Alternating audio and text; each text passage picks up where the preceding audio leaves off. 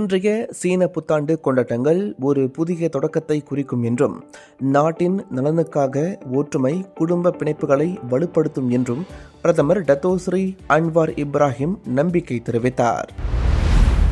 சீன புத்தாண்டு கொண்டாட்டம் பள்ளி விடுமுறை நாட்களுடன் இணைந்து KL சென்ட்ரல் முதல் பத்தவட் வரை கிரேதாபி தானாம்லாயு பிரஹாட் KTMB 2 கூடுதல் மின்சார ரயில் சேவைகளை இன்று இயக்குகிறது. மடானி அரசாங்கத்தில் அம்னோ வெறும் ஓர் ஈதான் என்று முன்னாள் பிரதமர் துன் மகாதிர் நக்கலடித்தார். சமீபத்தில் அம்னோ இளைஞர் தலைவர் டாக்டர் அக்மால் சலி குறித்து ஜாசேகா தலைவர்களின் கருத்துக்களை மேற்கோள் காட்ட அவர் இவ்வாறு கூறினார்.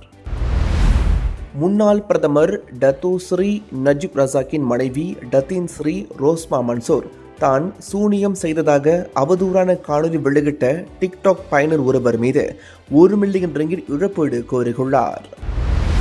தென் தமிழகத்தில் சில இடங்களிலும் வட தமிழகத்தில் ஓரிரு இடங்களிலும் நாளை ஜனவரி 30ஆம் தேதி லேசானது முதல் மிதமான மழை பெய்யக்கூடும் என்று சென்னை வானிலை ஆய்வு மையம் தெரிவித்துள்ளது.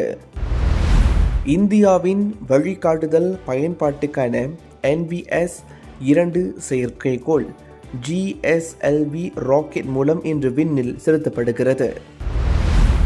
வட இந்திய மாநிலமான உத்தரப்பிரதேசத்தில் உள்ள பிரயாக்ராஜில் நடைபெற்று வரும் மகா கும்பமேளாவில் ஏற்பட்ட கூட்ட நெரிசலில் 15 பேர் மாண்டனர்.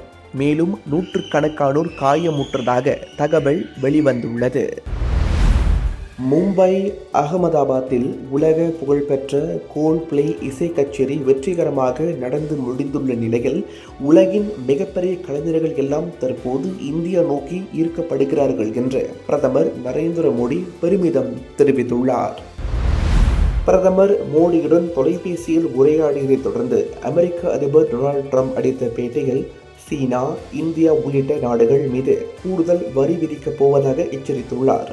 சட்ட விரோத குடியேறிகளை திரும்ப பெறுவதிலும் இந்தியாவுக்கு அவர் அழுத்தம் கொடுத்துள்ளார்.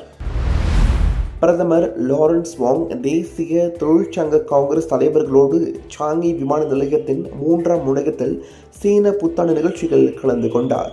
ஆண்டு முழுதும் குறிப்பாக விழா காலங்களில் அயராது உழைக்கும் விமான நிலைய ஊழியர்களை அவர் பாராட்டினார்.